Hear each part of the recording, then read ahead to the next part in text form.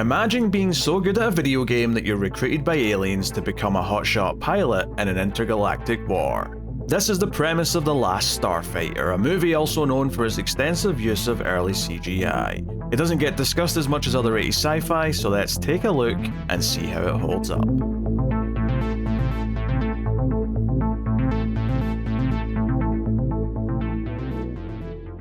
Welcome everyone to the Atomic Cinema Experiment. I am Peter, and joining me as always is David. I come in peace. This is a science fiction movie podcast. We get together and we talk about a sci-fi movie. It's that simple. Today's episode was the winner of a Patreon vote every month on our Patreon over at patreon.com/MailFuzzTV. Our patrons at the voting tier and up get to vote between 3 movies. It's another 80s vote this time because we're trying to squeeze in some more 80s movies to do a top 25 at the end of the year.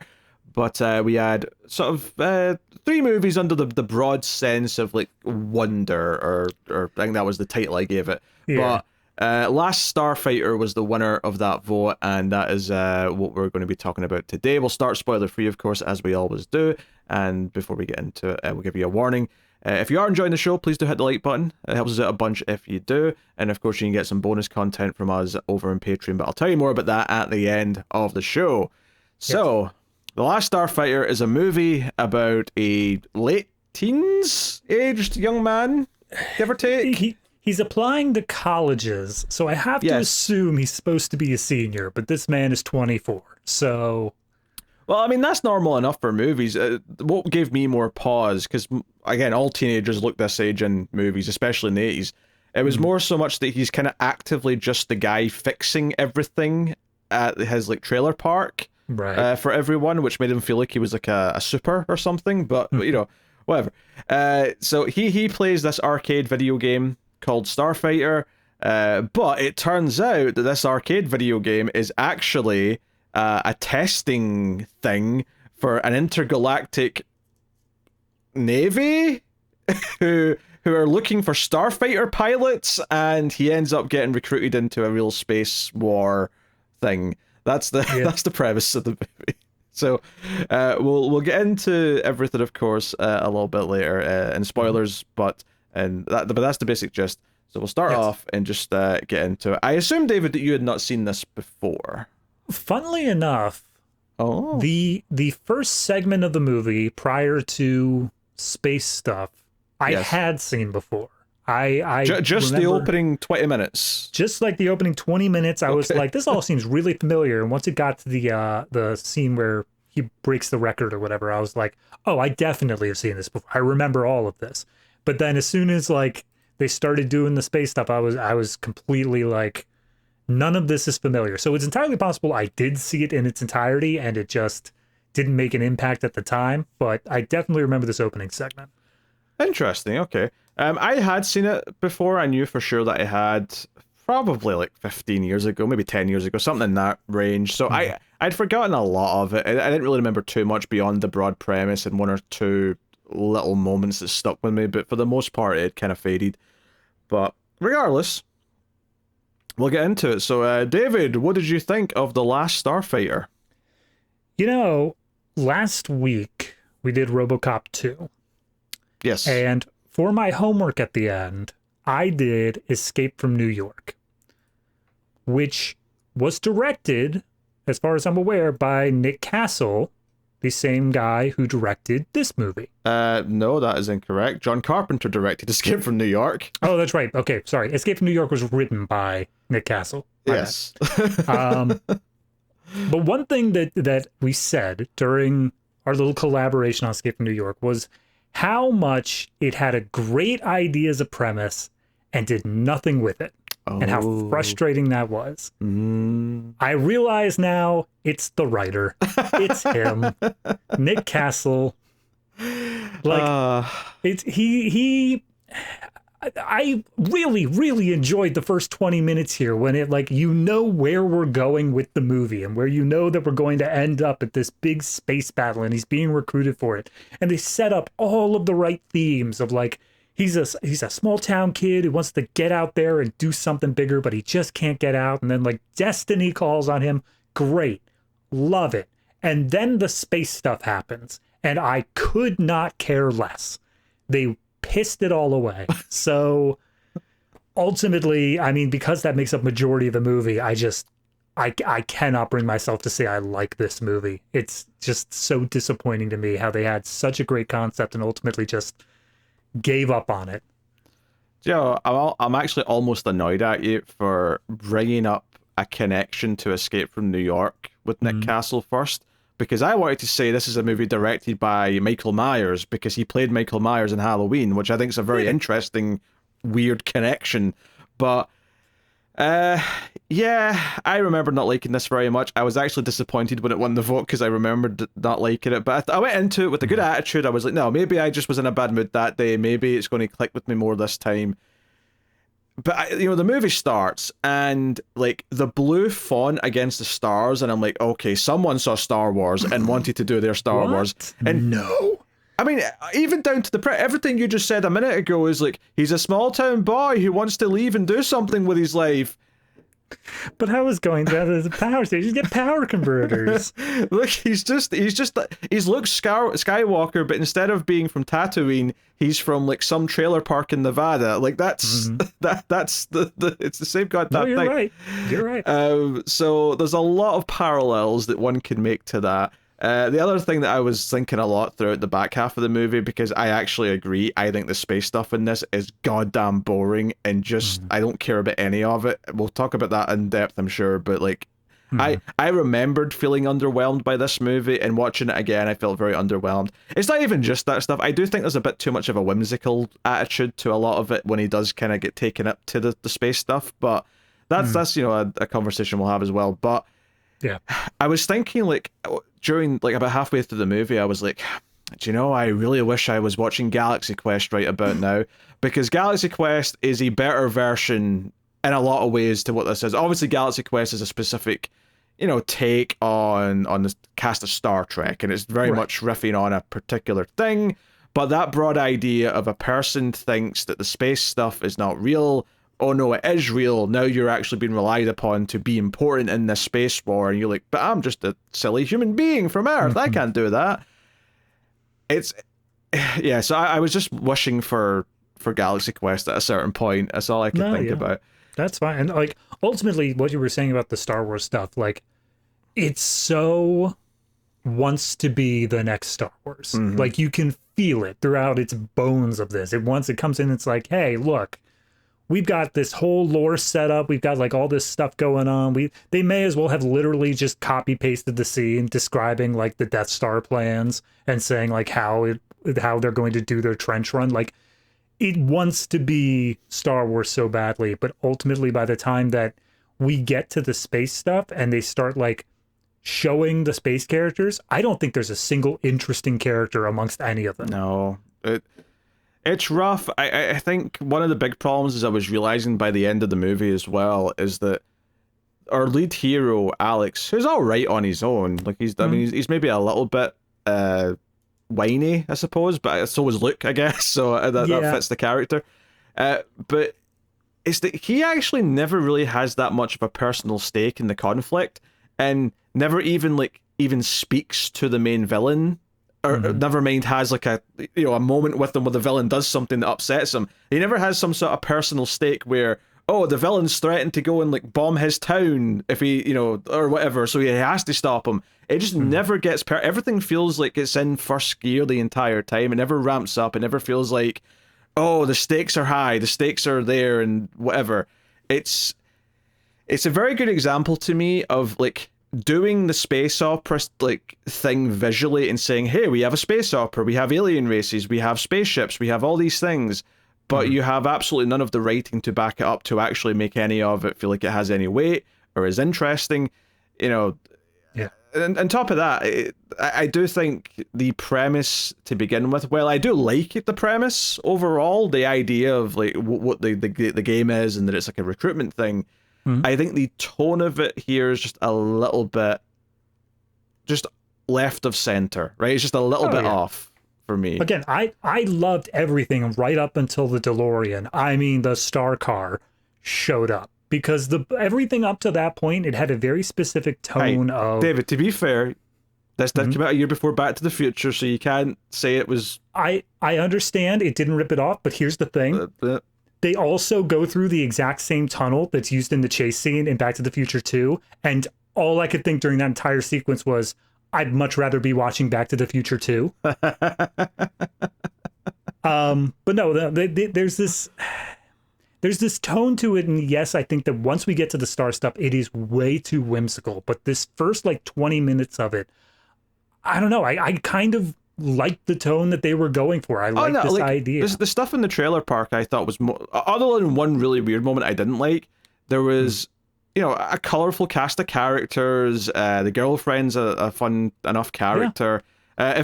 Honestly, the weird thing about this movie is that I thought the stuff on Earth while he was up in space was far more interesting than anything he was doing in space. And I'm like, I would much rather he was just mistaken for someone important and that there was a bunch of alien bounty hunters coming to Earth and it was about him and his girlfriend just trying to navigate that. I'd actually have more fun with it, if I'm honest. Yeah. No, you send him up, do the Starfighter thing. He's like, I don't want to do this. And then he's sent back down to Earth. But the entire, you wrap that up in the first 20 minutes. And the rest of the movie is, oh, the evil emperor saw that you were enlisted and he thinks you're a spy or something. And now he's trying to kill you. Done.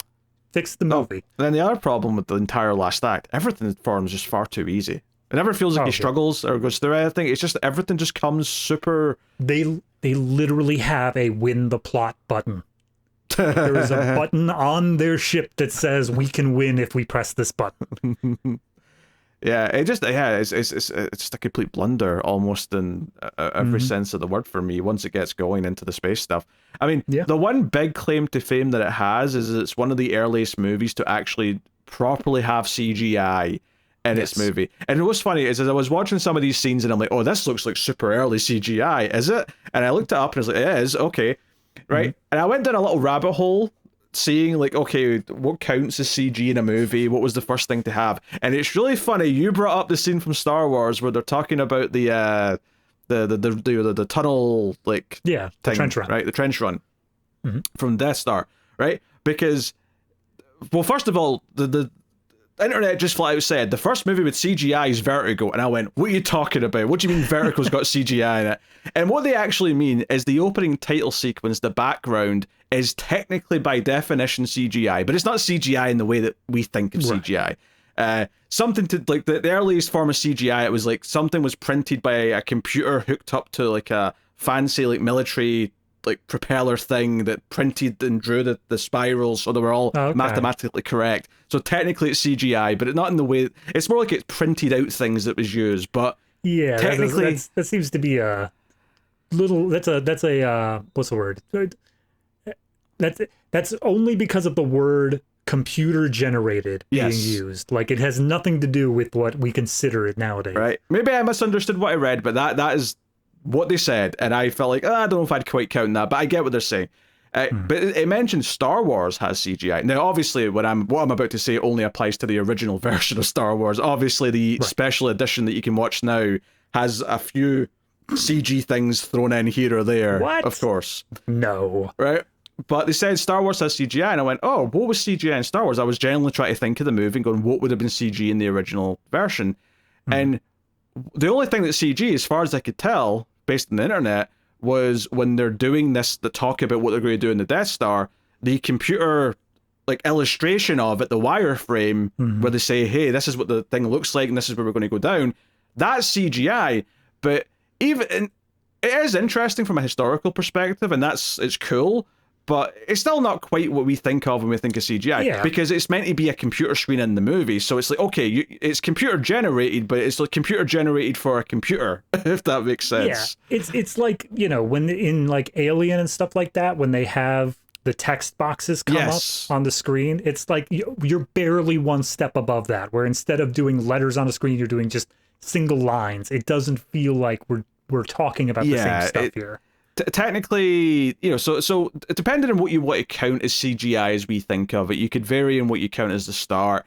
The POV shots in Westworld are technically CGI, a very early version, but basically that's a pixelated filter, which at the time would have been quite advanced, but obviously these days isn't. And then Tron came just before this and has quite a lot of stuff in it. So this and Tron are very much the two movies early on that had a lot of scenes where, no, this is actually standing in for what's meant to be physically there in the world, and therefore it's exactly what we think of as CGI. Very early versions of it. Yeah, so, and I don't think anybody would argue the point that this is what would be considered CGI. Like, yes, by our modern interpretation and standard, yes. Right. Now, obviously, it's CGI from 1984. It looks... I mean, like, not great, Bob. Well, here's the thing. I don't want to like critique it too much because obviously it's kind of wild that they even did this in 1984. Like, someone had to do this first and have it look like this so it could get better. But at the same time, every time it cut to this stuff, I'm like, oh, it feels like I'm watching a cartoon, you know, as opposed to, oh, I'm watching like an effect. Like, the stuff with models from this time period has aged way better than this has. I mean, it comes down to of like, yes, somebody needs to take the first step, but ultimately, like, if somebody back in 1981 tried to make Avatar Way of Water, like exactly as it was, you would sit there and critique their facts of like, why would you think that would work? Why would you think that you'd be able to do that CGI? It's a matter of you have to know your limitations at the time. And while they did for the most part, I think the spaceships themselves look fine. Like the Star Car, which gets a lot of focus, is very obviously like the change between the model they actually had to the CGI model. It's very apparent. It's not even something that's like kind of blended well. For me, it was like the space station and its every time it was a shot of the turret turning and firing, it looked super cartoony to me. Any kind of like asteroid or like something like that, whenever they were flying through stuff, it looked They could rough. do straight metal perfectly fine for the most part. It's as soon as you throw in like a natural texture, because the station on this planet is against a cliffside, and the station itself looks fine, but then the cliffside looks like awful because it's like 7 polygons and they're all the same rock texture. It's like, don't get me wrong, like even the ships don't look that good by anything compared to today's standards, but I was thinking as I was looking at it, you know what, this is better than the Zords in the 1995 Power Rangers movie, and that's like 11 years after this, so you know, clearly there was still worse CGI for a good while after this, and I'm sure there still is today technically, and in some like, you know, no budget movies that are just pumping out like Birdemic. You know, at this point AI will do it for you, I guess. You don't have to worry about it, but it's just, obviously it's a very distinct visual style for the time period because it looks like an 80s movie, but it has CGI to the extent, and it's pretty heavily filled with it. You know, it's not just a couple of quick scenes. Like everything in space has this like very ancient CGI in it. So I don't think any of the space stuff actually had miniatures. I have nothing to back that up, but nothing looked like it didn't was look done like with a it to me. miniature setup. It looked like it was the same sort of CGI the entire time, which from a historical perspective is interesting. Does it make those scenes compelling? Especially after the first few of them where the novelty's there, when you're like, oh, this is like super dated CGI.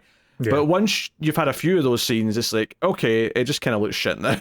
and which would be fine if the story had been invested in what was going on, but as we've already kind of alluded to, not so much. I think the biggest problem, like the thing that just immediately set me down the wrong path on the space stuff, was the Star Car sequence, and there's 2 things wrong with it. First off is that it just doesn't look great. Like, yes, okay, it's wow, cool, you did it, but ultimately it's still just kind of like, you can see all of the polygons that they're working with. It's not something that's very well hidden there. And then following it up, just to get back to the acting stuff real quick, is I think that the actor who plays Alex has no idea how to play flabbergasted, how to play like out of his element. Because as he's taking off here, his entire expression is just eyes wide and like darting back and forth. Like, that's it. And I'm so, I don't want to keep going back to it because there aren't that many comparisons really, but like I think back to the Future. I think back to Michael J. Fox as Marty. When he shows up there, he plays it perfectly. He plays that level of flabbergasted of just being totally caught off guard, out of your element, no idea what's going on. And I feel like this guy, while he was able to play those first 20 minutes pretty well, the moment he goes out in space, it's just a bunch of like, what do you mean I'm doing this thing? Oh man, like it's just not there for me. Yeah, no, I agree. I also really didn't like the character of Centauri that much, to be honest, either. Oh no. He's a bit too. I said whimsical earlier, but he's a lot of that whimsy. Like his entire personality, the way he brings him into that world, just feels tonally like something I just don't like very much. So There's a moment in this movie where he's like super happy to see Centauri, and I'm like, why? What has he done? Like, what? Why do you like him as a character? yeah. Yeah, and I guess maybe this is one of the ways that they try to differentiate from Star Wars. Instead of having this reluctant character in Obi-Wan who was very serious, they went with, no, this is a guy who's super happy-go-lucky and who is always pretending that everything's fine, even though they're, like, this universe is at war. But it just did not work for me at all.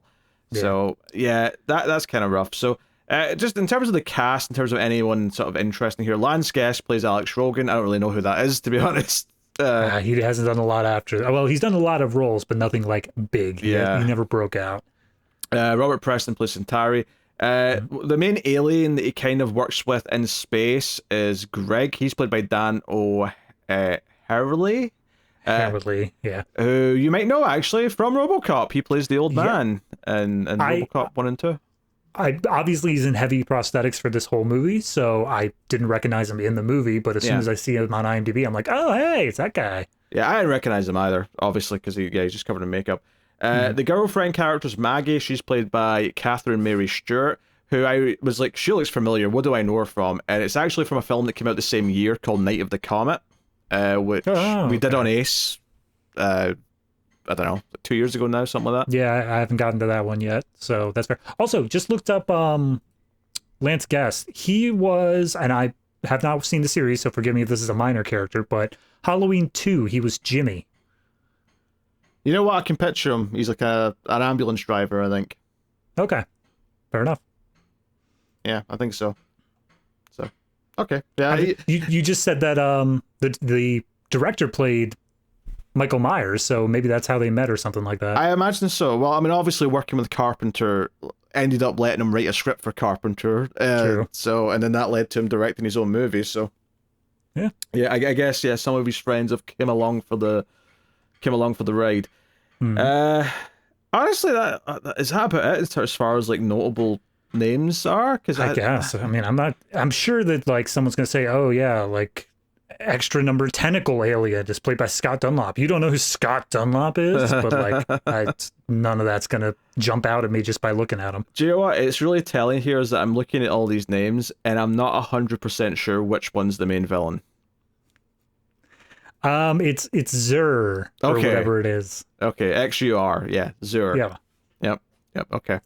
By the way, I just clicked on Scott Dunlop. He actually apparently is like a major creator in television. He made all of those Real Housewives shows. Okay. Reality television, specifically. Yes. Not my wheelhouse, I'm happy to say. Yeah, I mean, honestly, like, I mean, the score's all right. Like, it's got a sort of adventure-y sci-fi score. It's a bit generic, but it's not bad. I mean, I like that Wikipedia has literally 2 sentences on it. No, sorry, 1 sentence on it with a bunch of commas. Composer Craig Stefan wanted to go, quote, bigger than Star Wars, and there utilized a Mahler-sized orchestra, resulting in an unusual breadth of instruments, including quadruple woodwinds and 8 trumpets. That's it. That's all the music has to say about it. I mean, I don't know if that achieved a bigger sound than Star Wars, I have to be honest. Yeah, I was going to say, quantity and quality, there's a little study to be made here. Yeah, number go up, therefore bigger. Yeah, maybe that's not accurate.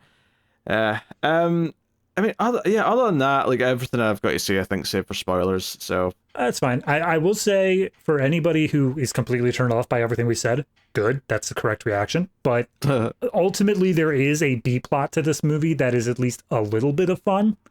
And yeah, the B plot's better. The B plot's actually much better than the A plot.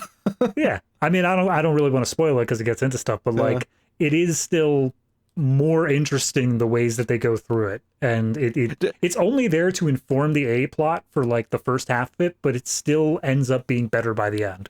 Do you know what's so funny? It's almost like if in Star Wars, because since that's the main comparison to make, since it's clearly aping the structure and like the character look, it's almost like if in Star Wars they spent time to build a bunch of C-tier characters in the town he's from that made you think, oh, this is the little ensemble that he's going to interact with throughout the whole movie, but then he leaves and we just we don't spend time with them. But the B plot still kind of has them a little bit. So the B plot's like, yeah, this movie felt like it was setting up a movie set in this town, and then the guy pissed off to this crap space plot.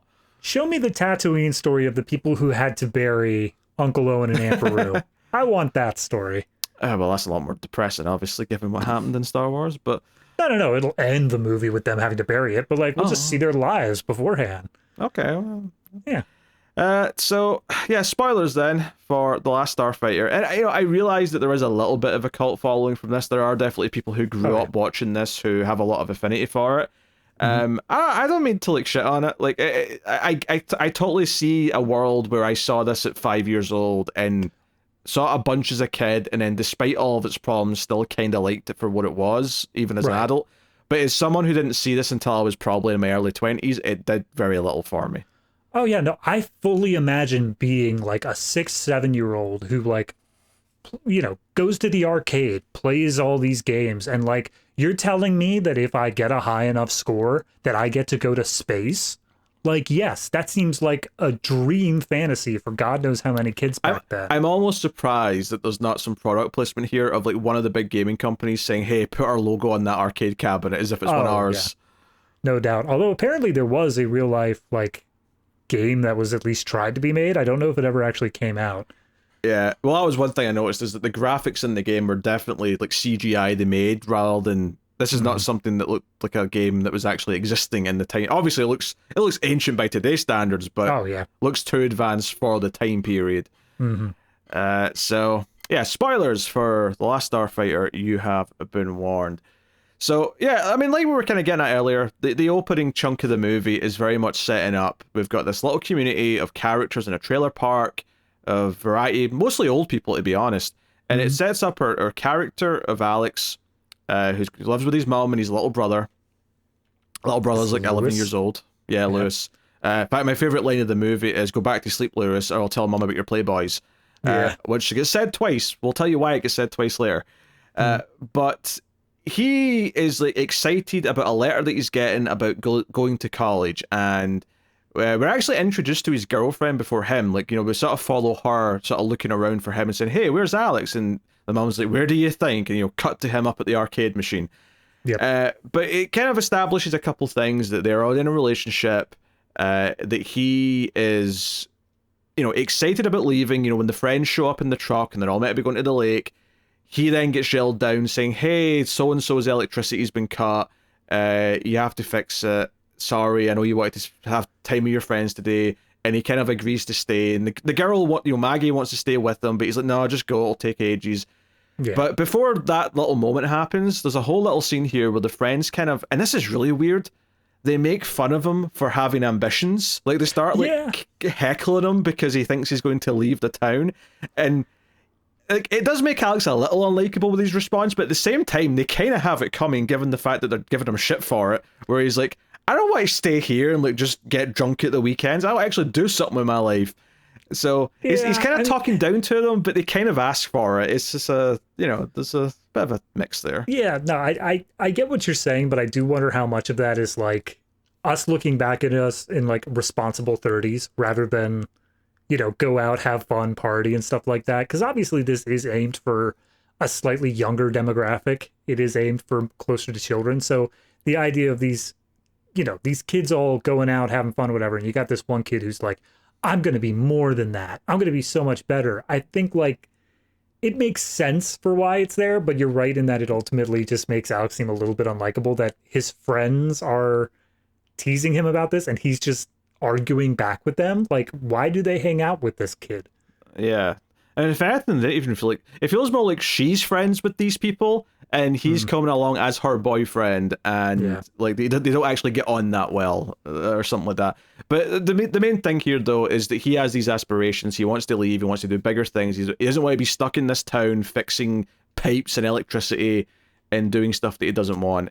And to be fair, I do think the one likable trait they give him is that he doesn't act like pissed off about it to the people that he's helping fix stuff. Oh, yeah. He gets on with it. He clearly, he's disappointed he had to stay and do this, but he's nice enough to them, so it never feels like he's, an asshole about it. So, Yeah, he recognizes that he has responsibilities that he needs to do, but like ultimately he wishes that that weren't his situation at all. But he's still kind about it. It's not like he's coming into this being like, "Oh my God, you want to watch your soap so bad? Go down to the corner store and watch. Jesus Christ, get out of my face." But of course, he has responsibilities and chores to do, but he wants to go off and join and be an X-Wing pilot. I mean, he wants to go off to college and get a degree. Like, the parallels are coming thick and fast here. But his mum brings home a letter that day. She says, like, the postman came by her work. I don't know if... Was it... It was a diner. She's just a waitress. You know, I was like, it's either a diner or a nurse, and I'm not actually sure which one it is. Yeah, it's a diner. But yeah, she's like, oh yeah, he came by because he knew you were excited to get this letter. It's about your loan, and I was so excited I opened it. Which, by the way, that's where Alex, before he even looked at it, should have said, "How dare you!" Like, it's addressed to me. Opening other people's mail is a federal crime, mother. Like, I'd be pissed. Oh pissed. yeah, no, I would, especially if it's something that like it's important. Yeah. Yeah, like if you're opening up like a bill or something like that says past due, so be it. But if you're opening up like the thing that's going to shape my future, let me have that news first. Yeah, it's my news. But so this is the loan that he's hoping for to get out of this shitty town, and he's been rejected. He's upset, and he sort of storms off, and whatever. Well, before any of that is when he finishes up the chores and whatnot, he goes and he plays the game of Starfighter one more time. He meets up with, I think his name is Owen. I could be wrong. It's just some old man who's basically just there to give him some good advice of like, hey, when something good comes your way, you got to embrace it. You can't just run away from it. You got to grab on with both hands. It's Otis. That's what's his name. Otis, yeah. He's very upbeat. He's an upbeat old guy. Yeah. And then that's where the girlfriend comes back, and it's only the one guy that's dropping her off, the guy who like owns the truck. And Alex, again, trying to make us hate him is just like the girlfriend's trying to like come up and cozy and be like, hey, why didn't you come down to the lake after you were done? And he's like, would have taken too long, whatever. Hey, how come that guy dropped you off? He lives on the opposite side of town. She's like, okay, sorry. Yeah, and she's a saint because she de-escalates it immediately by making it clear that she was waiting to get back to him and sort of makes him smile and whatever. Honestly, yeah, like, they really should have leaned on this relationship more because by far it's the most endearing thing in the whole movie. Absolutely. But yeah, there's a whole thing here where he's upset about the loan, and I'm forgetting the order here, but there's also a scene around here where he gets the new high score in the game. Well, yeah, that's as soon as the girlfriend and him make up, she looks at the screen and she's like, holy shit, dude, you're going to break the record. So, okay, look, this is like the most far-fetched scene that I have seen in a movie in quite some time. And it's absurd to say that because it's not that big a deal ultimately. It's not some big like law of physics is being broken or anything like that. But the fact that she gets excited, fine. She's obviously close to him. She knows he plays this a lot. She's probably stood by his side, talking about whatever shit they're talking about as he's playing the game. She has a good idea of what's going on with the video. Even if she doesn't play it herself, that's fine. Otis, the old man, is like, whoa, you're very good at the high score, champ. You're very good at the high score. And I'm like, okay, fine. He works here. It's right outside of his little diner or shack or whatever this food place is that he has, right? He gets excited, fine. But then he goes over to the stairs, because this little like food place is at the top of the hill and the trailers are all down the hill, right? So there's all these stairs going down. And he goes down over to the edge of the stairs and he shouts down, everyone come up. He's going to do it. Alex is going to beat the record, the high score. And I'm like, why will they give a shit? It's just a video game. And I say that as someone who plays video games. Someone in the modern day where playing video games is normal for a lot of people. This is 1984. You're telling me that all these old grannies who watch soaps all day give a shit? But apparently they do, because they all come running up the stairs. They form around the arcade cabinet like they're watching history. Like something's, and they're rooting them. It's like, yeah, you get him, go Tiger, go. You're going to do it. And they all cheer like it's the end of a Karate Kid movie or something, and you just won the tournament. What is happening, David? This makes no goddamn sense. All right, let's pump the brakes. Let's take a moment to breathe. So the way that I read it, again, I agree for the most part. I think that the moment Otis yelled out, because it is nighttime, it is dark. The moment he yelled out, it should have been met with a cacophony of, shut up. Like, Yes. there's no reason that. But let's assume that Alex is the golden child of this little encampment of all these places. And I think that as we see later on in this movie, that's not that far off. I think that everyone in this place knows how much they need Alex and are very happy whenever he's around. Okay, I see where you're going with this. So to say that, like, you know, oh, he's got the record or whatnot, they're not there because they give a damn about the video game. Like, they don't even know what's going on in the video game. But they see this is something Alex has worked on. He's always playing that arcade game, and now he's finally achieving some sort of goal. So I think that it's all basically there for the sake of, we support Alex. I don't think that is plausible that they would go to this level of, we're going to form a crowd around him and cheer. Right? That's fair. It's too much. It's too like them showing a little bit of like enthusiasm and saying, "Oh, that's good, son," and patting him on the back. That's fine. Like, I mean, see if Otis had shouted out and they yelled "shut up," I'd be like, you know what? That actually makes me like Otis more, because it shows that Otis is like super positive and wants to support him, and everyone else is just a normal grumpy old bastard. Like, that would at least have felt more real and just presented Otis as this like super nice guy. But the fact that all of them come up, I'm like, I'm in Bizarro land. This makes no sense. No human beings would ever do it. David, I don't know if when you were young, you were playing video games. Did you ever shout a parent in and go, "Hey, I did something good in the video game"? Did they give a shit? They're your own parent. No, they didn't. They didn't care.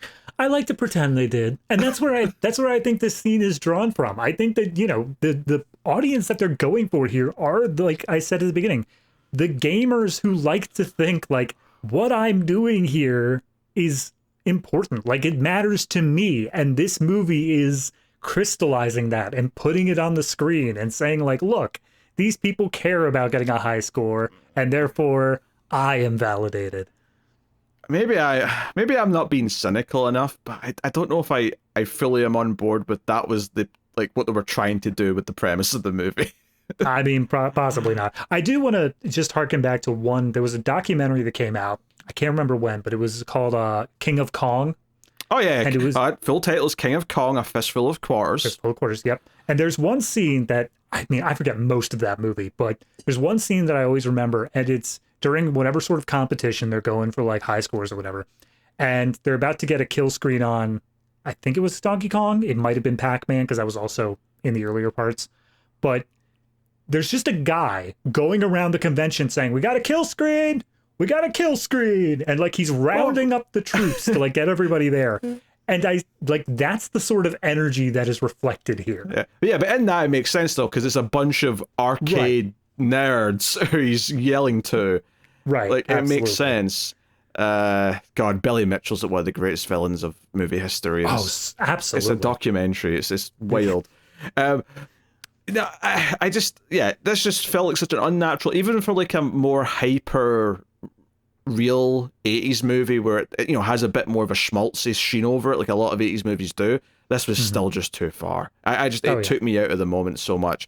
This is the one big complaint I'd have for this part of the movie. No, that's entirely fine. And I'm it didn't take me out as much as it seems to have you, but like ultimately it is still an issue of like, it doesn't get better from this point. No. If anything, it just kind of coasts along and then starts dropping. Yeah, you know, and like the other thing that comes up in this part as well is that when he thinks he's going to leave, the girlfriend Maggie's like, "But you're really going to leave, aren't you?" He's like, "Yeah, but like I want you to come with me," and she's kind of hesitant about it, and she's clearly conflicted about leaving, and she's not sure if she wants to, which actually leads me to some problems I have with the ending, actually, which we'll get to. Okay. Much later, that's fair. Obviously, but that's a key thing that also sets up here is that there's a little bit of like, he's got this idealized idea of like, oh, he's going to move to the city in college, get a place, and then have her move there with him. And when she kind of seems hesitant, and he's like, "We talked about this," I'm like, when someone says "we talked about this" like that, it kind of sounds like you just told her that you were going to do this, and she didn't really have much of a say. This. You were asleep, and I was just ranting to you about all my plans. So again, just little things to make me like, because I think he's all right as a character overall, but there's just these little things where I'm like, this is almost making you unlikable, just a little bit. There's just a little nudge in that direction.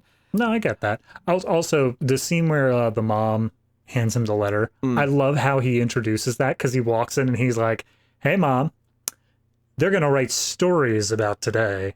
It all started right here in this place. And she's like, what are you talking about? He's like, I beat the record on the game. And she's like, oh, that's nice. And like, obviously it's because she's distracted because she read the letter already. But for a moment there, I was like, no, that's realistic. That's flashing back some memories for me of like, oh, I unlocked whatever character in whatever fighting game I was playing. I went to go show my parents and they're like, whoosh, could not care less. I think what's weird about the video game part of this as well, actually, is that they don't even really try to sell that he cares that much about it. It just kind of seems like, we see him play it once when he's first introduced, and then he has to go and do his other stuff, and then he goes back to the game later on. But it feels more like just something he does to kill the time, and he just happens to be good at it, more rather than it's something he's obsessed with or something that he really cares about. They never, like, I feel like when I heard this premise, I'm like, oh, someone's really good at the video game because they really love it. And like when they end up in that world, that presents a lot of different reactions. And I guess what I'm describing here is the recent Gran Turismo movie, which I never saw, but that was basically what that movie was. Yeah, that's fair. You know what I think they could have done very easily to show how much he's into this game? Show him finishing the job for the old lady of like fixing the electric, whatever, and she automatically, without prompting, pays him in quarters. And says like, here you go. And he's like, yes. And he just runs right back up to the machine. I don't know if I ever saw him put any coins in the machine, to be honest. It seemed no, like no, just he worked. absolutely doesn't. But I specifically heard the thing of after Lewis loses, when he runs over to the truck with his girlfriend or whatever. As soon as he loses, I heard it say like, you died, insert another quarter. So it definitely takes quarters. Okay. So yeah, I mean that's basically all the important stuff from that first kind of that's chunk. Act 1. Yeah, the first half of it at least. Yeah, but then he, the next night he hears the machine kind of making some noises, and then this fancy space car shows up out of nowhere, and an old man named Centauri says, "Get in, kid, you're important." And again, full on DeLorean, like the eagle wings open up. They've modified it so it looks not like a DeLorean, but it's straight up a DeLorean. Well, that lets you know this movie didn't do that well, because it's not like Back to the Future came out and said, wait, we already have a movie that's got a DeLorean type car in it. Oh, yeah. No. Back to the Future kept that legacy intact. Thank you very much. I'll tell you, I absolutely tried to find people who were mentioning the link between the movies, and they were like, oh yeah, it has a DeLorean car. I'm like, okay, but what about the tunnel? The tunnel was also in both movies. Nobody has ever mentioned the tunnel in regards to this movie. They mentioned it in regards to Who Framed Roger Rabbit. They referenced it in regards to Back to the Future 2. They referenced to like 6 other movies. Nobody mentions that it was in this one. Is that because no one cares? Probably. Yeah, very possible. I really, really like Back to the Future 2. Yeah, sure. Who doesn't? So, yeah, there's also like a third like character who's like in shadow here, who gets out of the car when it drives off. It gives Alex a handshake. There's like a shocking thing for a second, and then they just get out of the car. Yeah, we'll come back to him. But so Alex gets driven off, and then the car, of course, then flies into space, and the wheels go inside the car, and it just becomes a little space shuttle. And he's just obviously bewildered, whilst Centauri's just kind of cracking old man jokes. They set up as well that he's actually an alien, and he's just like a sort of human face mask on.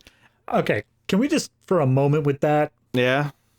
Because, like, they do this thing where they show the transition on camera, and they use a handkerchief to show him, like, at first I thought, oh, he's wiping off the makeup, and he goes, like, scrubs his face, and then all of a sudden you see that he's an alien. Fine. But then they show before they land, he wipes it back on again. I don't understand why he took it off in the first place, and then why this happens, like, twice more before the end of the movie, where they just spend like 10 seconds with him showing that he's an alien and then put him back in his human skin. I mean, no one else in space is a human, so I guess it's just their way of explaining it. I mean, I get why they do it at least once more at the end, because it's like a reveal that it's him, because it's like he looks like an alien. Fair, it's actually Centauri. There's the whole thing. I don't know. It's just kind of a weird choice, all things considered. But I this is where obviously that whimsy feeling really comes in, and it just doesn't feel like it works for me in a lot of ways. Maybe it is partly just the lack of a proper reaction from Alex. You know, he just kind of, I mean, he's dumbfounded, sure, and that's fine. But it just kind of goes through the motions, and they do this whole thing where it's kind of like an Alice in Wonderland kind of thing, where he's just kind of in over his head, and Centauri's not really explaining things properly. He's just kind of like dropping him into the deep end, and like all of a sudden he's handed a uniform at the space station, and they're like, go over there with the other recruits, and he's like, recruit? What are you talking about? And, you know, Centauri along the way explains, oh, I designed the game. It was a test. You passed, so you're now a starfighter.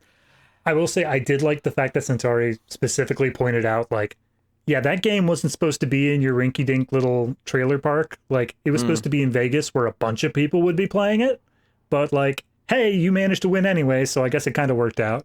I mean, arguably, the reason why someone won it is because he was the only one playing it, so he had, like, all the time in the world to practice. Yeah. Which makes me wonder if the game has, like, an RNG thing inside of it, or if he just memorized the patterns, and the moment he got out into an actual battle, he's like, they're not going left after 7 frames, I don't know what's happening anymore. Yeah, I think the weird thing for me about the whole, do the skills transfer to him actually in a spaceship, right, a space fighter? It's like, okay, on the one hand, I appreciate that the 2 joysticks are identical to the ones in the ship, which makes sense if the whole point of this was to test people for actual combat. But I also felt like the movie never really felt like it showed him using his skills from the game, really, for the most part. Because other than just a couple of simple targets, he mostly just presses the magic button that, like, fires a... It's like a super in a video game, actually. It's like when you've got, like, a, oh, this will wipe out everyone in the room kind of, like, move. Right? That's basically what it is. And that's what he does at the end. So there's not really, like really showing him with his skills. So he basically sits in a little meeting with other starfighters who are all aliens, and someone in charge. A lot of the aliens here have got like a similar kind of like balding kind of look to them. Even the women have this. I'm fine with the choice. Like, okay, you want to have humanoid aliens and you don't want to make them like too foreign looking, but like, I don't understand the balding aspect. Like, why did they think that was a good choice? I have nothing for you. All right. That's like, I'd be okay with it if it was like, oh, you know, the elder character, like the king of the society or whatever it was, had that look. So be it. Fine. That would fit for him. But like, to give the woman at the beginning that look as well, it's just like, why? You had to consciously make that decision that this entire race is just that way? I don't get it. I mean, I don't necessarily mind it. I don't particularly like it either. It's just kind of, it is what it is. It's fine. Yeah. So, you know, we're like 30, 35 minutes into the movie, maybe even a little bit further than that, actually. And this is when we finally get a sense of who the villain is, because there's like a hologram call comes in of the villain, who turns out to be the son of like the president of this Space Federation, or whatever it is. Yeah. It's so weird to me that, like, the arcade cabinet gave enough story that he recognizes all the names, he recognizes all the, like, affiliations and whatnot, but ultimately there still is plot being introduced here of like, oh, but he's actually the son of whatever. I'm like, well, that would just be good narrative to put it in the game. You just have that. You say, there's the son of the evil thing. There you go. People are more engaged. I mean, you say that, but from what we see of the game, I don't know how any narrative was in it. Unless there was just straight up, like, paragraphs popping up between levels explaining things. I mean, in fairness, they did that back on the arcades in the day. Yeah, that's standby true. screens as you walked by was like, oh, look, here's the entire what's going on in this game. But yeah, so he's, you know, the son's basically rebelled and wants to take over the universe. And he's made an alliance with this other alien race who... The Cardon? I wasn't even going to try and say what it was. Sure. Red demon-looking dudes. That was going to be my descriptor. But we kind of see, like, when he's with them, that basically their ruler has, like, put this ship, like, given this ship the order of, like, escorting this guy, this you know, the villain, Zur is his name. And they clearly don't want to. They clearly think he's a bit of an asshole, and they're just doing it because Zur happens to know, like, the location of, like, the bases of like the Federation's military force, so he's being used to take them out.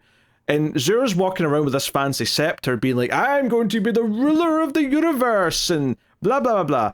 And this guy could not be less menacing or less interesting or less engaging.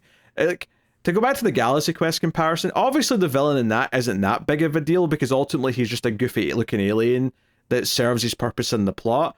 But even the alien in that has more presence than this guy does, because this guy is just, and what's so even just insulting about it is that he actually ends up not being the real main threat at the end. He gets thrown out of the ship and he escapes through an escape hatch and we never see him again, which basically was them setting up and leaving room for a sequel.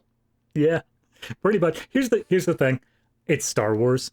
Because ultimately in Star Wars, there's three things that go on. You got the people who run the space station, the Death Star.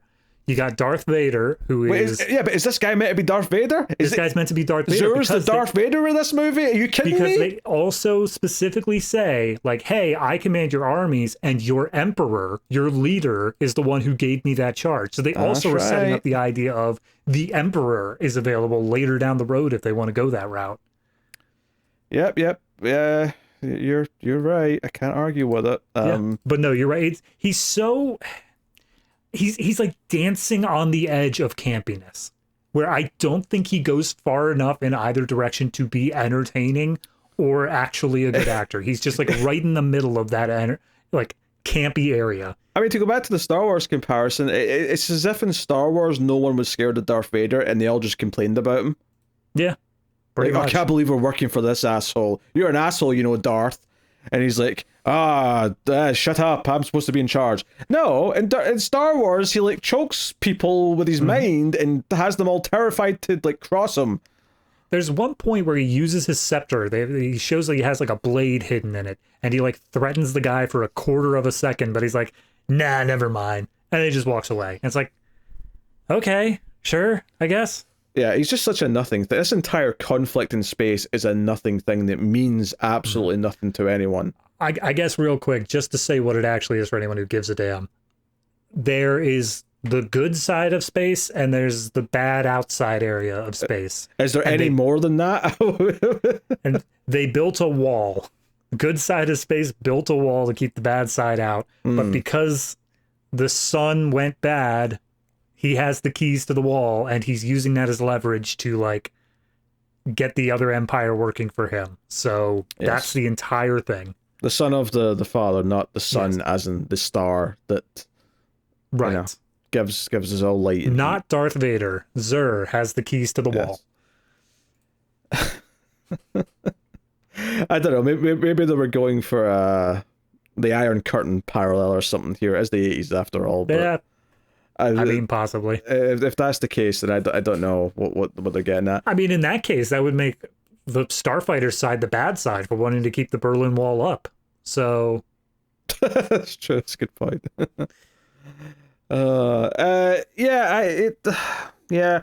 So I mean, I'll give it credit. There is one or two lines or cuts that did make me laugh, and one of them was after he hears this whole brief, realizes this is all real. He's expected to go and be in a starfighter ship and do all this. He runs into Greg for the first time, and basically is like, "Yeah, I don't want this. He's like, "Wait, you're refusing to be a star? People dream of being a starfighter. You don't want it? You're really going to give this up and go home?" And then it basically, like he goes to see Centauri again, and Centauri basically says, "Wait, you can't give this up. That'd be ridiculous. Like, you really going to do that?" Smash cut to them on like the trip home, and Centauri just being pissed about it. And I'm like, okay, that was mildly amusing. Yeah, Centauri was also getting paid for bringing him here. Like, they were like, oh, okay, you brought a new recruit that gets you X amount of credits or whatever. And so he had to give it up because the guy bailed. Yeah. And then, so, he goes home. But one of the things that was happening while he was away is that this other being that was in the car, who turns out to be a beta machine, which is basically a robot that can mimic the appearance of someone. Although we get like a truly horrific like moment as his body's transitioning into Alex, where we see like the sheet gets lifted up and like his face is not fully formed, and it's this like obviously prosthetic puppet thing they've made that just looks like nightmare fuel, as like the eyes and skin are growing on him. No, it's straight up like a Cronenberg sort of thing, and I was kind of hoping that we would have like rolled with that. Well, the direction they took it was fine. I liked the way they did it, but like I was kind of hoping he was going to come back and like we find out the beta like glitched out before he left and didn't ever take full form, and he's just been like terrorizing this trailer town for however long. Instead, when Alex gets back, he runs into Maggie, who slaps him and says, "Yeah, yeah, you don't have to deal with me tonight and my weird romantic impulses or something like that. My weird sexual ways, you bastard." All right, and he's like, "What the hell's that about? Oh, whatever, I'll deal with that tomorrow. I'm going to go to bed." And he sees his little brother up in the top bunk, and he's like, "Ah, that little shit." Right. Also, during the sequence with the skin morpher, the beta machine, is when you see the brothers just rifling through Playboys. Yes. And he's like, "Where's the June?" Oh, there she is. But he sits down in his bed and then is disturbed to find someone else there. And then obviously more disturbed when the cover, comes up and it's just another version of himself. So we get this scene where the little brother keeps waking up and like asking what's going on. And then both Alexes will basically say the same thing to him. But, Alex does bring up, like, "What did you do to Maggie? Maggie's, like, pissed at me for something." And he's like, "Well, I'm not," like, she started licking my ear. Like, I didn't know how to deal with that, but I'll apologize tomorrow, right? The point is I'm maintaining your cover here so no one knows you're gone, and you can go be a starfighter. Why are you here? Oh, well, I quit. I don't want to be a starfighter. So you can go on home. Yeah, so it leads into this predicament. Yeah, and he didn't realize the beta was even here, so he has to call back up Centauri and basically be like, "Hey man, come get your robot. I don't want him here anymore. He's ruining my relationship." And that's when an alien bounty hunter shows up. Because you see, as this was all happening, the attack on the space station where all the starfighters happens with all the villain ships. And basically their goal here was to kill all the starfighters, because if there's no starfighters, then there's not like a fleet of ships to take them out. And that's why the movie's called The Last Starfighter, because Alex being not there means he is the only starfighter left that could possibly do what he's going to do. So, yeah. It's great. It's very original, very whatever. At this point in the movie, I was so checked out on all plots because the beta plot did not get interesting yet. It hasn't gotten to the point where they're doing anything fun. And like at this point, it's been so cookie cutter of like, okay, hero refuses the call and now he's gonna be called back in and I'm so bored. I'm so unbelievably bored that even when this bounty hunter shows up, I'm like, good. Maybe somebody will die and give a little bit of drama in this movie. Yeah, they're dodging some lasers for a bit. Centauri shows up, actually gets hit protecting Alex, but basically it's like, hey, something bad is, because he doesn't find out yet that all the starfighters are dead, because that actually comes later. That's actually a funny moment later when he's alone with Greg, where Greg reveals, hey, yeah, the base got attacked and the starfighters got killed, and he's like, wait, how many are left? And he's like, including you? Yeah, including me. One. Like, there's a couple of little lines like that that are all right. There are reasons for this movie to exist. It's just, in the whole, it doesn't quite work out. Yeah. But you were saying at the beginning that there was no real motive for him to go out and be a starfighter or whatnot. I think this is the closest they dip into it, which is Centauri basically says, yeah, this alien was a bounty hunter. They saw that our ship left the base and they tracked us back to this planet.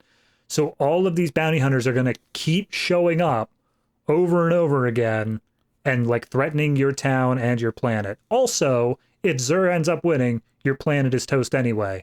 So like maybe come back and be a starfighter. And he's like, all right, I guess if I have to. Yeah, well, the thing is though, is that like the villain side, they either don't know about Earth or they're so far away from coming to conquer Earth that it's not an imminent threat. Right? Don't get me wrong, yeah, it's a valid thing to be concerned about down the line, but the bigger thing here, though, is that him being shot and Centauri ultimately dying, or at least seemingly dying, when he like drives him back to the space station, is meant to be this kind of motivation. But the problem is, though, is that the main motivation is that, okay, these bounty hunters are going to keep coming, and the only way to stop them is to help us like stop the whole thing in general, have them happening.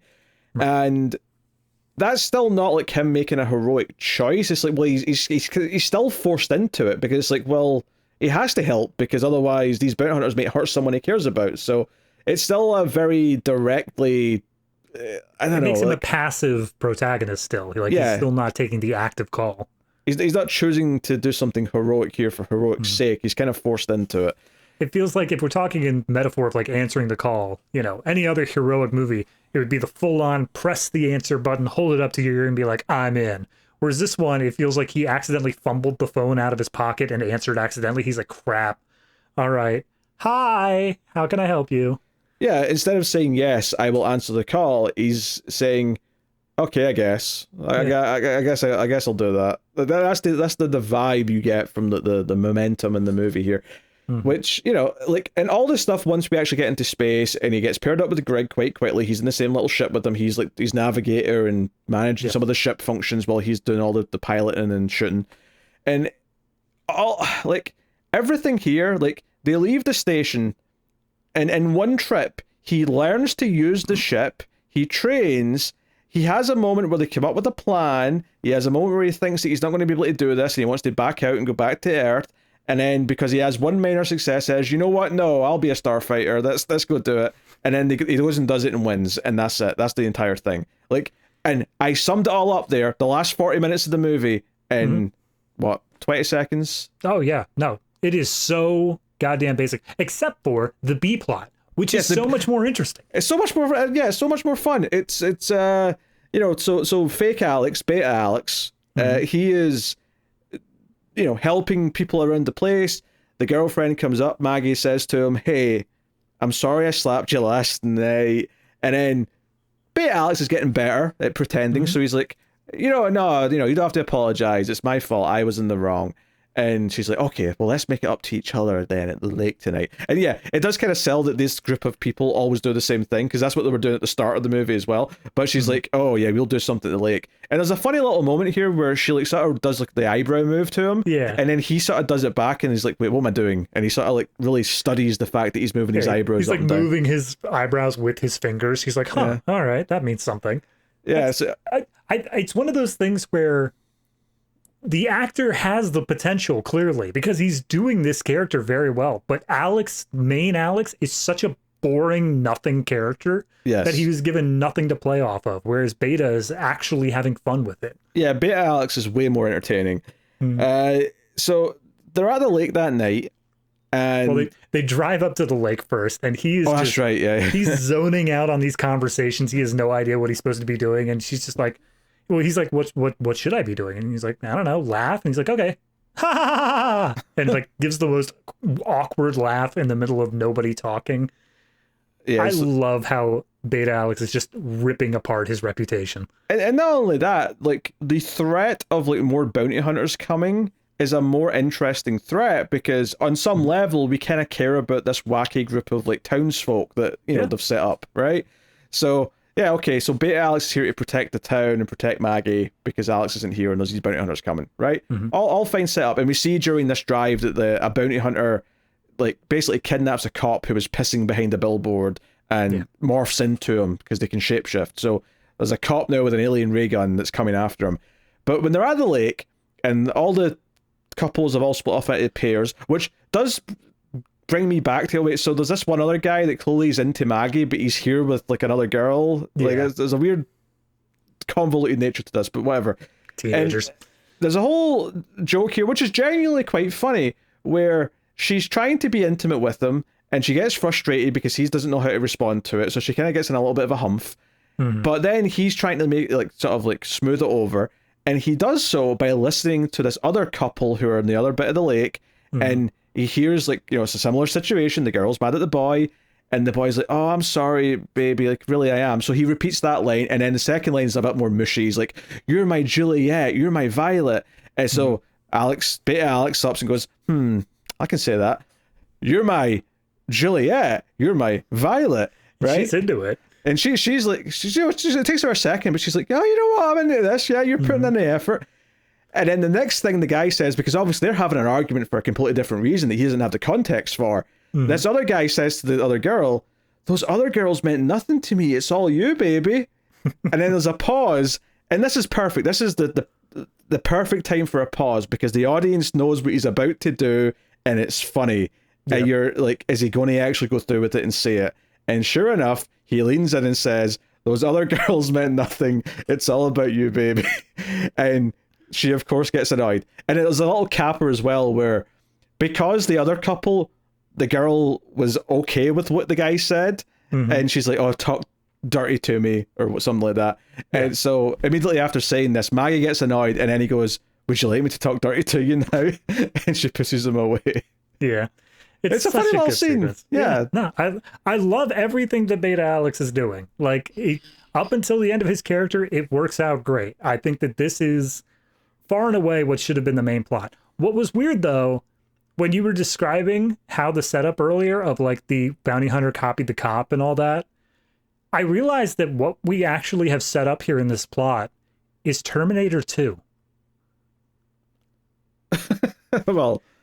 We've got the one robot on the side of good protecting Maggie, and then the other one who's a cop coming to try to kill, not for the same reasons, but still. In a very loose sense, sure. Yeah. Yes.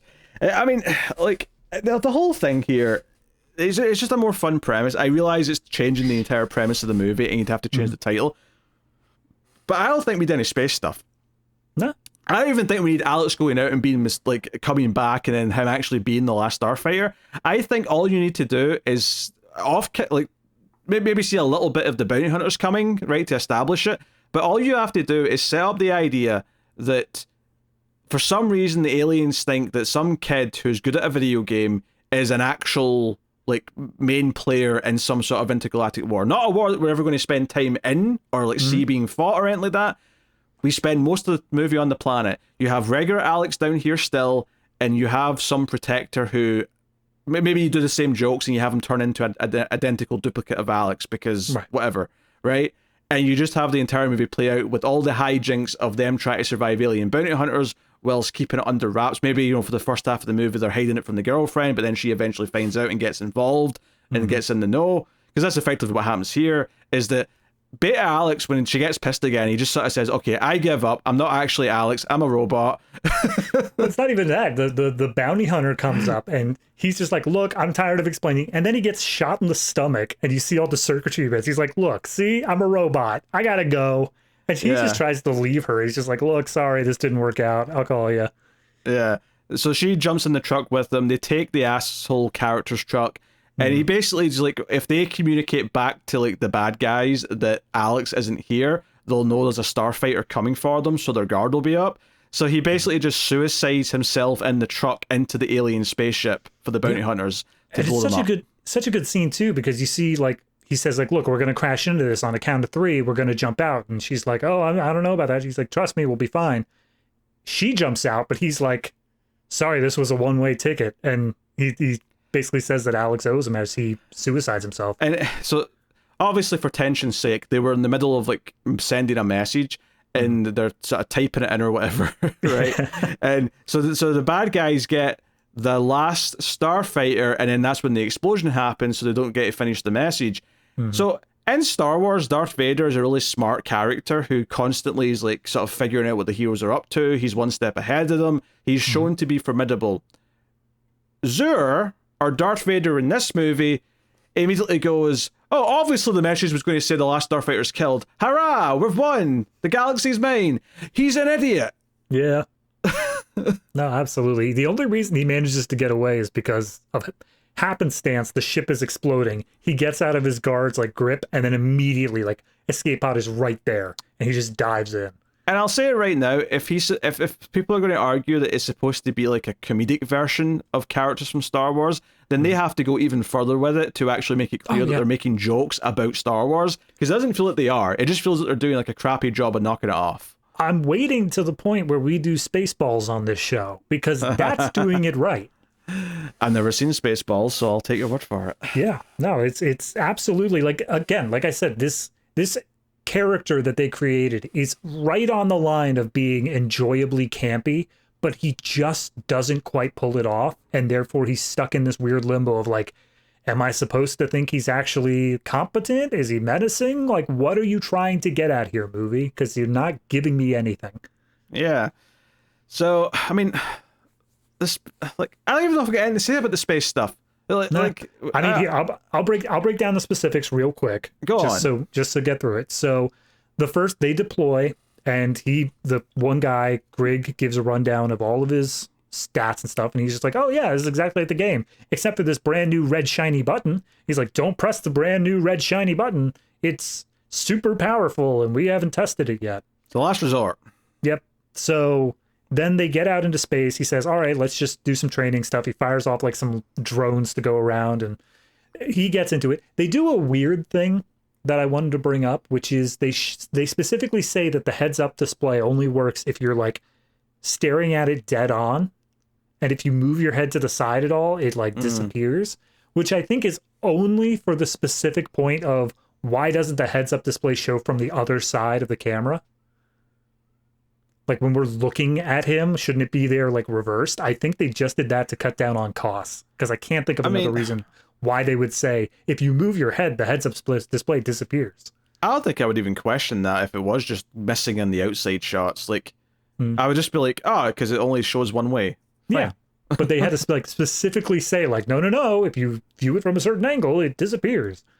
So yeah, they fire off some drones. He fires off that stuff, and then they run into the ship at the edge of like the wall or whatever. And they go into like a tunnel inside of an asteroid, and he's forced to kill his first victim who's actually alive, and he does it, but he is not happy about it, and he's basically saying like, I'm not built for this, you put me in a dangerous situation. And he's like, sorry, I thought it was trial by fire, but all right, fair enough, you're not a starfighter or a starfighter. And then they Greg talks about and there's one point in here where Greg starts talking about his family and sort of bonds with them a little bit. He says like, oh yes, we had a cave, and I have 31 children, and they shows like some pictures or whatever, and then Alex comes back like, oh yeah, we live in a trailer park, which is like caves but above ground. And it's like, not really, but all right, continue. So yeah, they bond for a moment, and then because he walked through the design of this ship before, essentially there is a central hub ship that controls and communicates a bunch of like other ships. So they say, okay, in order to get through it, we need to take out their communications first, and then we can kill off all the individual ships. And he comes up with the idea of, we're going to hide out and wait until they pass by overhead and then sneak up from behind, and that'll give us a chance. They do it, but they are immediately overrun, and they run out of energy, and then they press the last resort button, which just wins the battle. It fires off shots that perfectly hits every single other ship, and they just win. And the only other thing that happens is the mothership is still there. It's still on a crash course with them. They just like duck out of the way, and the ship just keeps on its collision course until it crashes into the moon, and it explodes, and that's it. And then, just to go back to the Star Wars comparisons, we have to have a big crowd celebration scene where he's treated like a hero, you know, on a platform. Also, the one death we had that was supposed to mean something, Centauri, turns out he didn't actually die. He just needed to heal a little bit. So he's back in tip-top shape and sounds like him old self. Meaning but see, here's the thing, right? To get to my actual problems with the ending here, right, is that, well, during this celebration, the Emperor's like, oh, we're so thankful you're here, and oh, like you're definitely you're going to stick around and be like our main like starfighter pilot now, right? Yeah. And my son is still out there. You got to take him out, man. Yeah. And Centauri jumps in and says, of course he's going to stick around. And there's this little moment where Alex sort of like looks kind of like, oh, stay. And I thought the arc they were trying to complete here at the end of the movie in this moment was that he was realizing how much he actually loves about where he comes from, and that you know, his girlfriend's there, and like people that he cares about is there. Like, I thought part of this movie is that he's so desperate to, you know, in the same way that a lot of stories are about people being desperate to grow up when they're kids, but then realizing that they're actually kind of giving away, you know, like they'll regret it later because you look back and go, you know what, life was actually kind of sweet, and I kind of, you know, didn't really appreciate it at the time. And I thought, oh, maybe they're going with something, but the mature choice for him here is actually not to run off and just do something because it's fantastical, right? So it was really weird to me that this moment felt like it wasn't even played up upon in the actual climax scenes of the movie. Because then we go back to Earth, he lands next to the trailer park in the big ship, and, you know, Maggie looks around. I did appreciate that there's a whole bit here where Maggie's, like, being questioned by the mum. I was like, where's my son? And she's like, the douchebag characters are like, where's my truck? And they really have no answer. But the big ship lands, and Alex comes down with his helmet on, takes the helmet off, reveals that it's him. Maggie's happy to see him. The crowd kind of forms and is like, "Whoa, Alex, you're like super amazing and special." They're throwing out like a million questions, and he's just like, whoa, everybody. Yes, I went to another planet. Continue. Right, and it's a whole thing. But the main reason here is that he's basically saying, "Hey, I've got this job in space. I'm super important now, which is kind of what I wanted. So I'm going to go do that." Right, even though I thought there was doubt in the previous scene that didn't really get addressed. But he says that, and the mum's like, "Okay, well, you better visit and write and whatnot, but if this is what you're doing," and everyone else seems supportive, but obviously Maggie looks a bit upset, and he turns and says, "Yeah, there's only room in the ship for me, Greg," who he introduces to everyone as well, and also Maggie, and he turns and looks at her, and she looks really like, "Oh, I don't know, like, I can't leave my gran," and, stuff, and he's like, "No, come on, it's what we talked about, you can come with me, this is going to be an adventure together," and she isn't really sure. And at this point I went, you know what? This feels like the end of this movie should either be him realizing that he wants to stay here for her, or that they're breaking up because he's leaving because he wants this life and she doesn't.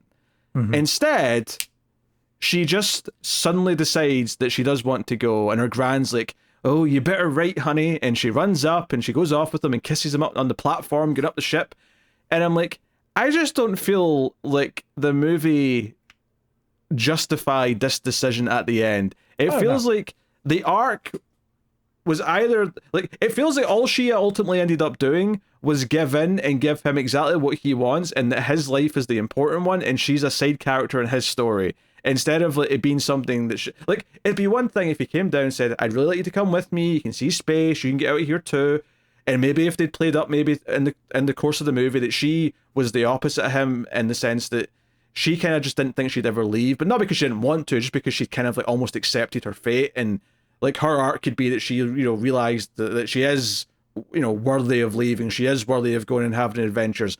But we don't do anything like that in this movie, so it just kind of feels like this is what he wants, and she just kind of gives in at the end. No, I agree. There was a sequence that it's not even a sequence, it's literally a single shot, and it bothers me so much because it does play into this finale, and that is, oh yeah, I know what you're talking about, actually. the truck collides with the satellite as it's sending out the information.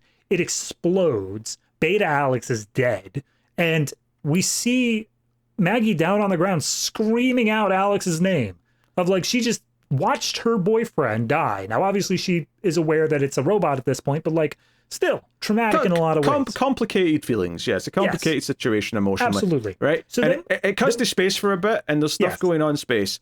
And during a moment where Alex is like revving himself up to go do the big thing, he looks down at a photograph of Maggie, and then it cuts to Maggie standing in front of the explosion, looking up at the stars, going, "I love you, Alex."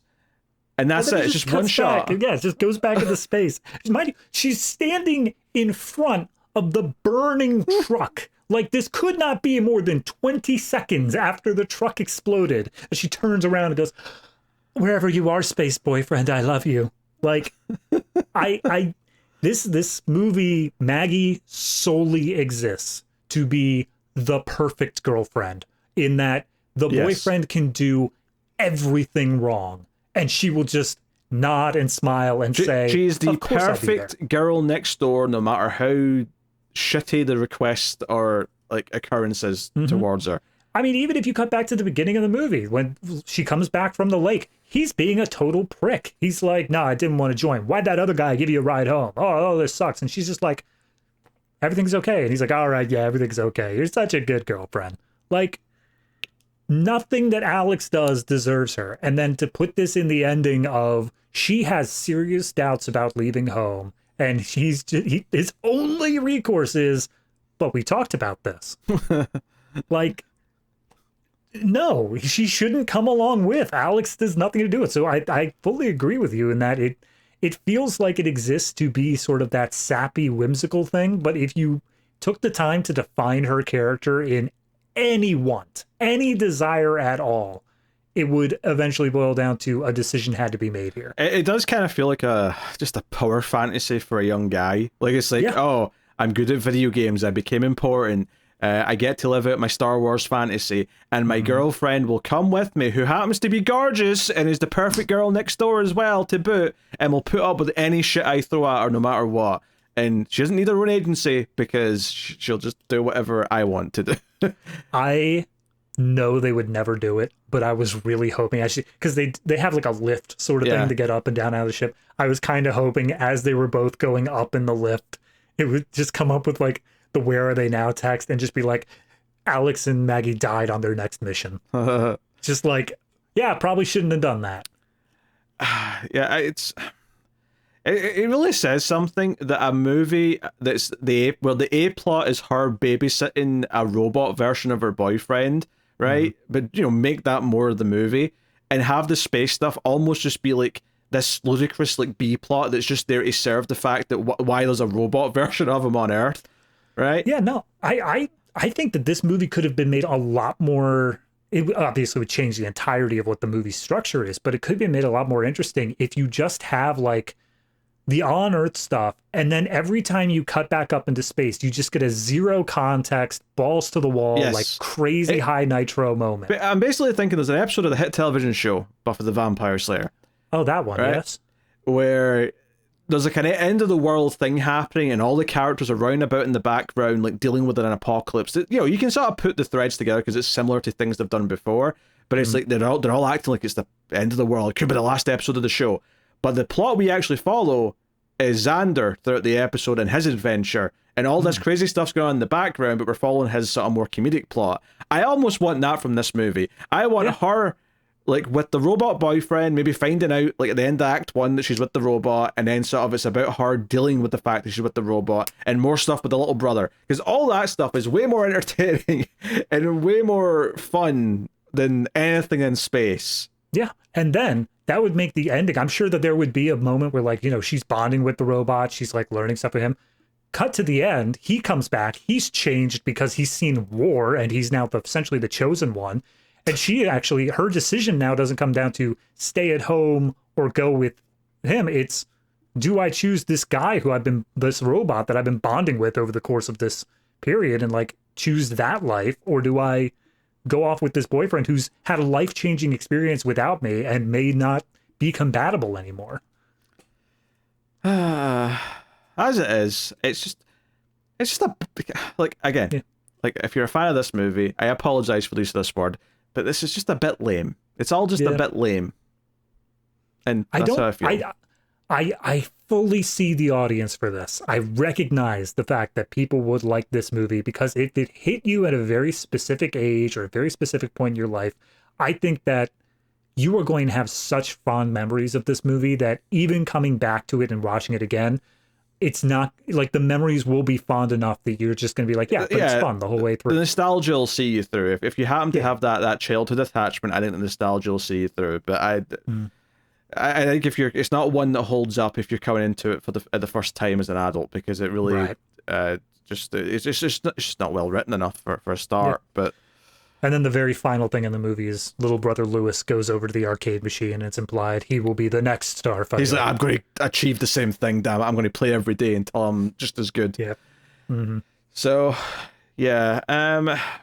It's, it's a bit lame, right? And, what was I was thinking of a movie as I was watching this that's, like, what was the comparison? It wasn't Rebel Moon, although Rebel Moon works as a comparison, but I was thinking, this is a bit lame, but it's not pathetic, whereas Rebel Moon's pathetic.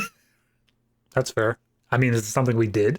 I don't know, but there was definitely something else that was kind of like a shameless Star Wars kind of attempt. And weirdly, it wasn't Rebel Moon, but that's what I'm thinking of now, because obviously it's a shameless Star Wars attempt.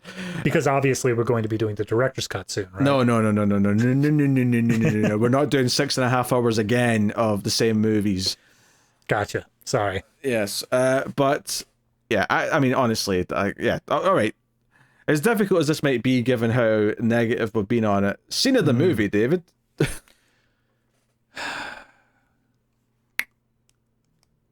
I cannot think of anything else that would even be a contender besides the campfire beach scene of him laying the robot Alex laying the moves down on his lady. That scene was just funny. It was perfectly paced. It gave the actor playing Alex something to do, and I think that it was just the right scene that we needed right then to keep me at least in the movie. Because honestly, I was willing to tap out if we had to do even like 2 more seconds of space stuff.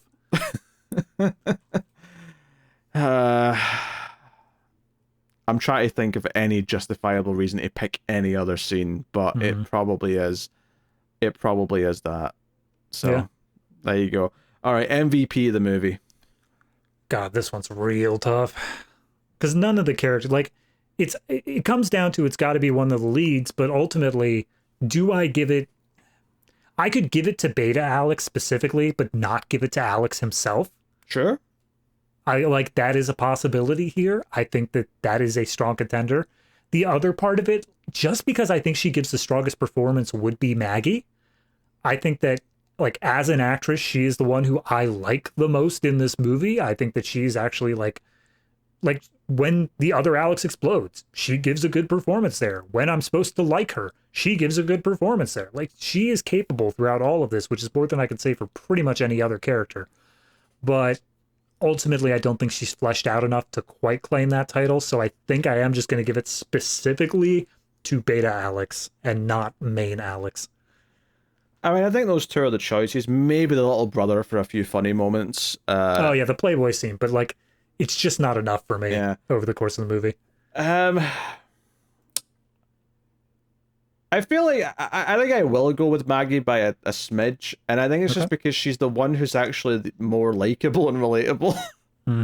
Right? There was definitely a trend in the 80s and even better movies where the main character would be kind of standoffish and like the love interest would be the more like nice, sympathetic person. A lot of teenager movies, especially in the 80s, are like that. Look at a Karate Kid or look at whatever. There's a bunch of them. But here, like, this main character doesn't have some of the qualities that the characters in those other movies have that sort of overcome that, where they still have other good qualities, or like I say, like if they'd made more of an effort that he was really nice to the people in his community early on, that might have went a long way. Or if like maybe specifically the villain like found out who Alex was and says, I'm going to bomb your town, like not your planet, specifically your town, I'm going to kill everyone you know, and then Alex is like, okay, that's the motivation, I have to save them. It might have like really gave me the heroic vibe. It's basically, it's that thing where he's supposed to be the chosen one style character like a Luke Skywalker, but he doesn't really have the drive to specifically be a hero, and he doesn't really have the motivation to be that. In fact, as soon as it becomes a real thing, he wants out. He wants out immediately, and then he doesn't even really want to do it properly, and he just kind of shrugs his way into it once he's forced into it. So it's the whole thing's a bit iffy. But anyway, Maggie gets MVP by a smidge for me. Again, a smidge over Beta Alex versus the regular Alex. So. All right, what are you rating The Last Starfighter? It's not high, I'll say that much. I don't know. It's sitting somewhere between a 5.5 and a 6 for me. And I think I gave Escape from New York, which I think suffers from a lot of the same problems, a 6.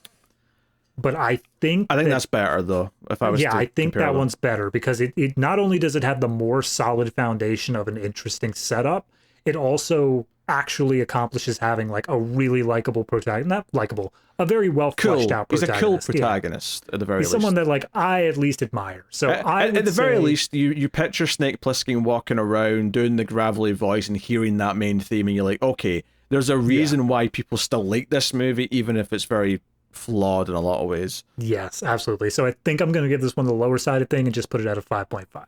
Yeah. I remember when I watched this the first time, I was like, okay, Last Starfighter, that sounds cool. The poster seems like my kind of thing, right? Something from the 80s where a teenager becomes important in a sci-fi story. I'm thinking like an Explorers, like a Flight of the Navigator, maybe, but like maybe inching towards something that's more of a bigger boy sci-fi thing. And I remember the first time just not giving a crap about any of the stuff in space or the conflict, and this time it was the exact same. Once he goes into space, the movie just plummets down the shitter, by and large. I think I'm just gonna go with a 5. for me. That's fine. Like I say, it's not like a tragic, like, vile piece of shit of a turd. It's not, it's not a Rebel Moon by any means. It just isn't that good either. Yeah, no, I totally agree with that. And again, if I think this is the type of movie that is perfectly made, that if you hit it at the right time, nostalgia will get you through it. But for us coming in on this and not having that built in, it's just not there. Yeah, it's got a few of the ingredients of things that I like in a lot of other 80s movies, and you can sort of see them sprinkled. You can feel what it could be as you're watching it, and it just never quite reaches any of those thresholds, which is a shame. And I think it's also worth noting that, like, all of our complaints that we're saying here, like, throughout the plot, none of them doubled back on the CGI. Like, no. Yes, it was weaker CGI just because of the time for it, but ultimately, that's not the problems we have with the movie. No. I mean, as much as we focus on that for a little bit, because it is worth talking about, because it's a big part of the movie, I said immediately at the end of that section, none of this would matter if I was invested in the characters and in the story, and that's the problem. So, yep. All right.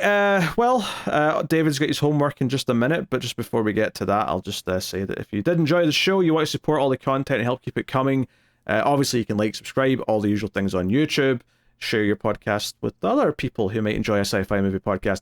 But the main thing you can do is go over to patreon.com/MailFuzzTV and support over there with a little bit of money. You can get bonus content. Me and David do 2 bonus shows every month. One is the Criterion Cut, where we review movies from the Criterion Collection. Proper classy, arty films, often classic and foreign, that kind of thing. And then we also have extra reels at the other end of the spectrum, which is some of the worst movies of all time. Hopefully so bad they're good, but that always doesn't happen. We recently did Madam Web, for example, with Tim guest starring on that episode, actually, but usually it's just me and David. I won't spoil anything, but Pete just updated the schedule for that, and there are some great things down the road. So if that sounds like fun, and because of typically speaking, if something's sci-fi, it won't be on Criterion Cut, it'll always make regular Ace instead. That said, though, some sci-fi movies have been on extra reels because ultimately we're never really going to give time to something that's got a 3.0 rating on IMDb on extra reels, unless it maybe happens to be part of a franchise that would be doing otherwise. There's one franchise that, like, we're not doing it anytime soon, but I was thinking for like a vote or something down the line, and I'm like, after the first movie, they're basically all extra reels worthy, but because the first one's one we should do on the main show, it has to be on the main show, and I'm like, but do the sequels just go to extra reels? I really don't know. I was going to say, Pete, you can set these rules to make it so that we don't have to suffer twice. We can just keep the suffering over to that one side over there. Oh, I'm gonna say we'll do it both. Like, it's a question of either, like, do the sequels get done on the Ace or do the sequels get done on extra reels? I don't know. No. But if you put the sequels on Ace, then we still have to do other bad movies on extra reels. If we put them on extra reels, I only have to suffer once. Yeah, but I at least one of them was a really famous bad sequel, so I feel like that has to be in the main show. And then at that point, it's like, okay, you've done 2 of them. I'm a little scared because I actually have no idea what franchise you're talking about, so I'm like wondering if it's already on the list and I've just missed it. Anyway, as bonus content, obviously me and David also do Collector's Cut. We just started the Rocky franchise recently. I'm actually not looking at the schedule. That may have been a while ago by now, but Rocky's going on. Rocky is just about to finish up. Just about to finish, yeah. So we're doing Rocky movies. We did disaster movies earlier this year. In fact, we've done disaster movies a few times. So we've done a lot of 70s disaster movies. We've done a batch of 90s disaster movies. So there's a lot of those to check out. Yep. And we're just about to go into 90s erotic thrillers because our patrons voted for that because they're a bunch of pervs. So look forward to that. Thank you. But yeah, that's all my plugging. We'll round out the show with David revealing and talking about what his homework movie is for the week. And he doesn't look happy, so I'm curious as to what it was. It's not that I'm unhappy. It's that I'm not ever going to claim I make good decisions.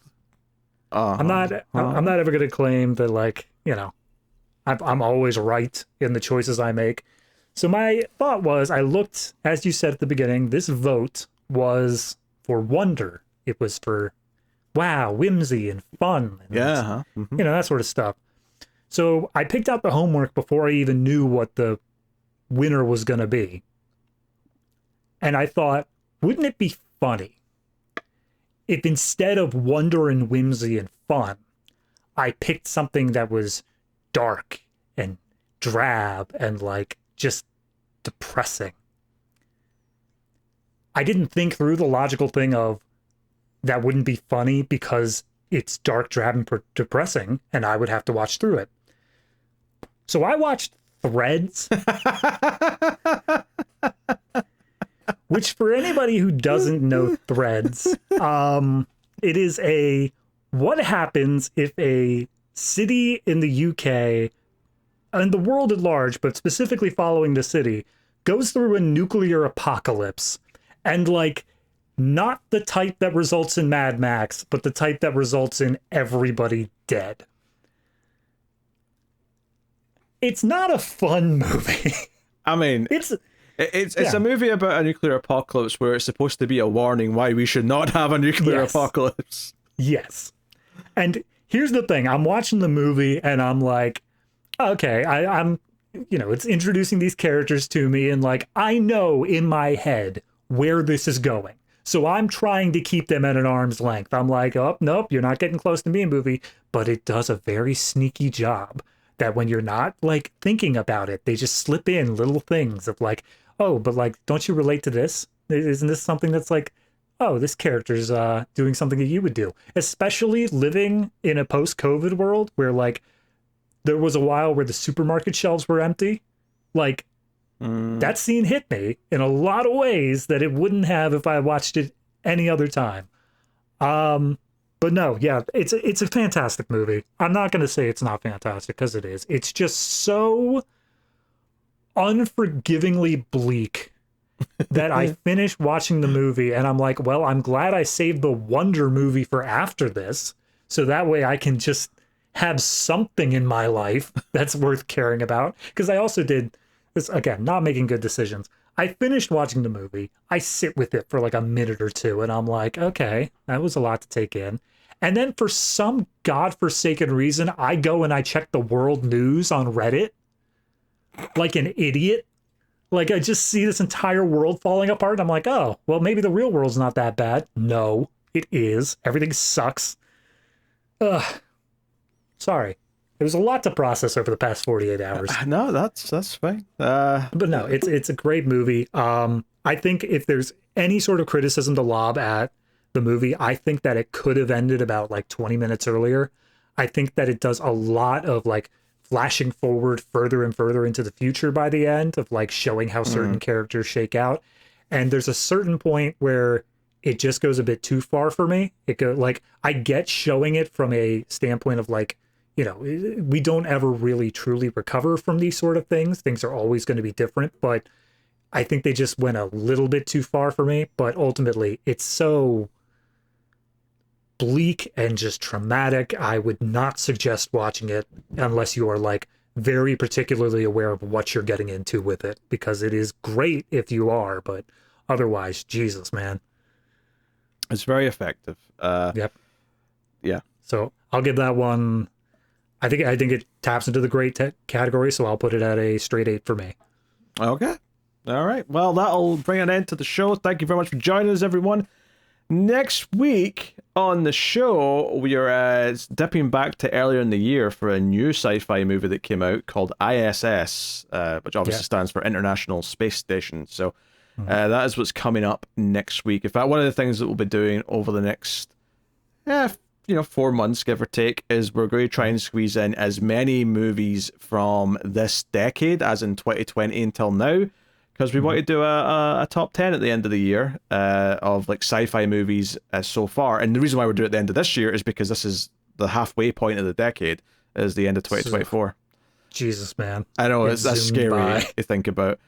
It's scary to think about that by the end of this decade, I will be 40, which is really depressing. So thank you very much for joining us, everyone. We'll see you next week for that. Thank you very much. Good. Keep watching movies and computer and salsa.